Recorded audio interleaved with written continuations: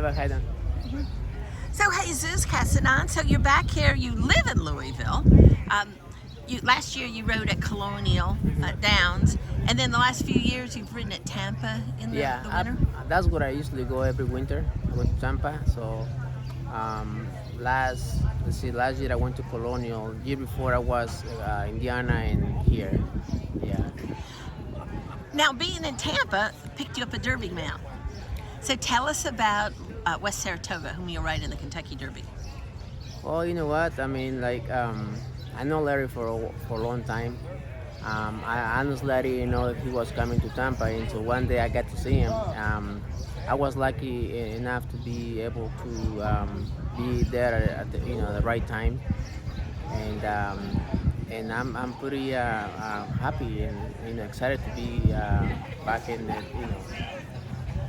Kentucky. Talking about the Sam Davis when you were third on West Saratoga, and then you come back in your second at Turfway. Tell us about those two races. Yeah, when I rode him in Sam Davis, he really gave me a good race. That was my first time I rode him, and I'm gonna tell you one thing. I thought I was gonna be able to win the race the way he was making the move. I knew coming back from that race it was gonna be even better. So I was asked to come ride him to Turway, and that was a different horse. He felt, to me, it looks like that horse every race that he coming up to, he just seems to be more stronger. And Jeff Ruby race, he was amazing.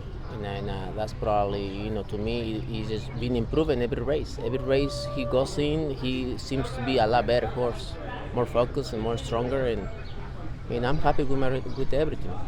So it's your second Derby. The first one, you got a great record actually in the Kentucky Derby. You've ridden it one time with Shackleford. He was fourth. Then went on and won the Preakness in his next race. Yeah. Just talk about being back in the Kentucky Derby. Well, to me, I have been doing this for such a long time. I mean, we as a rider or trainer or an owner, this is a dream for us, to be able to have a nice horse to be able to go to the Derby.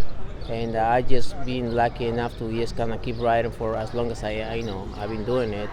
I'm just doing, honestly, after I rode Shackleford, it was an amazing experience, and I never thought I was going to be able to get another mount. I mean, that's been already, it was 2011. So I never really thought I was going to be able to get another one. But you know what? In this business, you just never know what you're going to get, You just got to keep trying harder and keep working at it. And something's going to come up. And it did. So I'm just very happy and excited to be, where I'm at right now. With Shackleford, didn't you have the lead within the final eighth mile? Oh my gosh, yes, it was. It was an amazing feeling. That time, honestly, when I get to the 16 pole, I was still in front, and I just went crazy. I wanted to really pull the wire, cause I mean, I thought I was gonna get it done. But I was very excited. I was happy with the fourth. He ran a heck of a good race, and I knew going to the Preakness, my horse was gonna get it done. So that had to be amazing, winning the Preakness. Yes, it was. I think to me, riding the Preakness,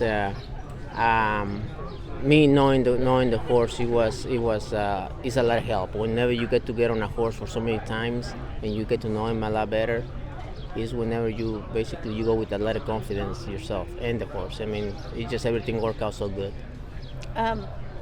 Obviously, different horses, Shackleford and West Saratoga, took different routes to the Kentucky Derby. Yeah, Saratoga is a horse that he likes to be close to the leaders. I mean, he don't have to be in front. Either way, however he comes out of the gate, he's gonna be happy wherever whatever I put him on. And Shackleford was a horse that he was a speed horse, and that horse. You know what? One thing for sure, I never did have to be worried about who was next to me, because I know Shackleford was going to put him away. So every time he was out there, he was just like, So tell us about Larry Demeritte as a trainer. You've been around him a long time. you know what, Larry is a nice, super nice guy, super nice guy. And honestly, I'm excited and more happy that for him, you know, for what he's been going through, what he's and he's a tough man, and he has really proved that everything can be done with a lot of faith. And he's been fighting so much for what he's been going through, and we got him over here. He's still fighting, and I'm just so excited the way he just been handling things. He's a guy that so laid back, a happy man, and he's just an amazing person. And if you see his stories that he has, it's amazing. I just every time I get to read it, he just come and give me chills. Yeah. And he's got the famous line, he doesn't buy cheap horses, he buys good horses, Good horses, cheap. yeah. Yes. So he's quite at 11,000 as a yearling. He's probably one of the least expensive horses in this Derby. Certainly quite the contrast to Sierra Leone, who was 2.3 million at the same sale. Yeah. But he really he's got an eye for that kind of horse. That's the truth, and that really means a lot for like a horseman. Like I really admire this guy because he knows what he's looking at. And when I get to talk to him every time, I just love being next to him, talk about whatever, anything. And he has a good eye on horses. And I mean, everybody knows him. He, like you said, he don't go and buy just cheap horses. He could buy a good cheap horse, and he always done good with them. And I'm just very, very happy for him that where he's at right now.